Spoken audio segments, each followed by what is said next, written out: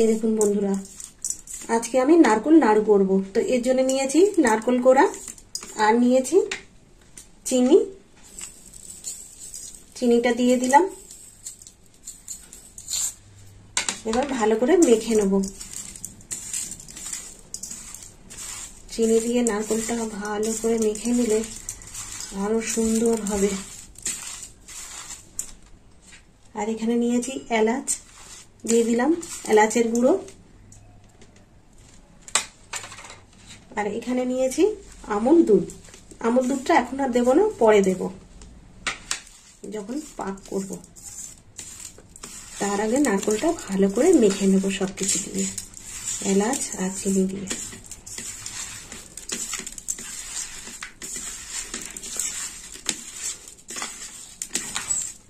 এই দেখুন বন্ধুরা, নারকোলটা মাখা হয়ে গেছে, মেখে রেখে দিলাম। এবার গ্যাসটা ধরিয়ে দেবো। থাক, এবার নারকোলের ছাইটা দিয়ে দেবো কড়ার মধ্যে।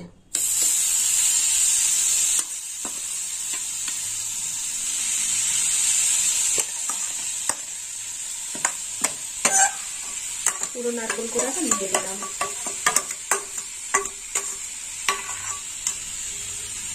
নাড়ে চেড়ে নেবো।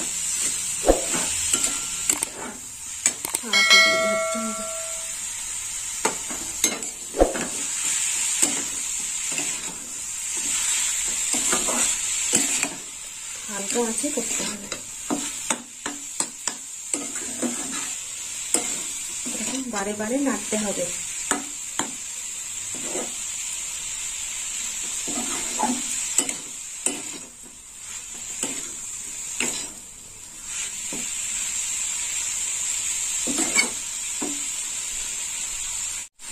দেখুন বন্ধুরা, অনেকটা ঝরঝরে হয়ে গেছে।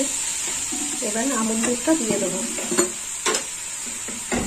এখানে আমি নিয়েছি আমুল দুধ 10 টাকা প্যাকেটের গুঁড়ো দুধ, পুরো দুধটাই দিয়ে দেবো।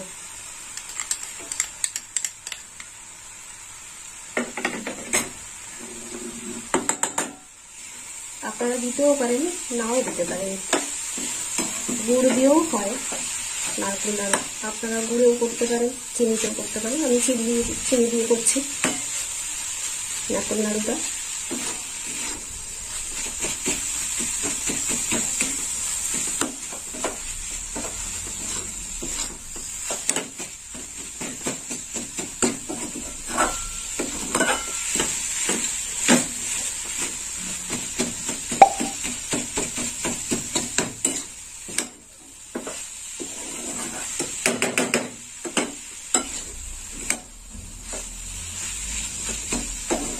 নারকোলের জলটা একটু শুকিয়ে গেলে পাক হয়ে যায় ভালো।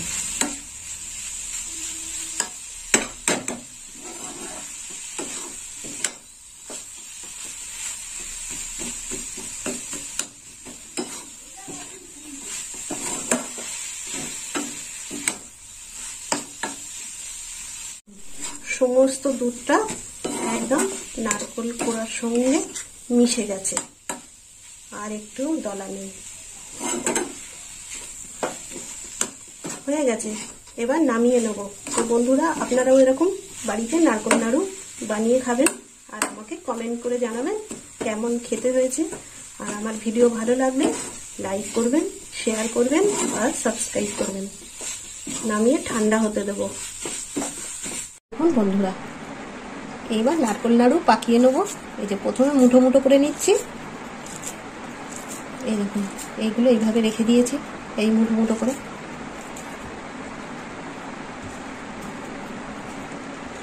আর একটা কি দুটো হবে।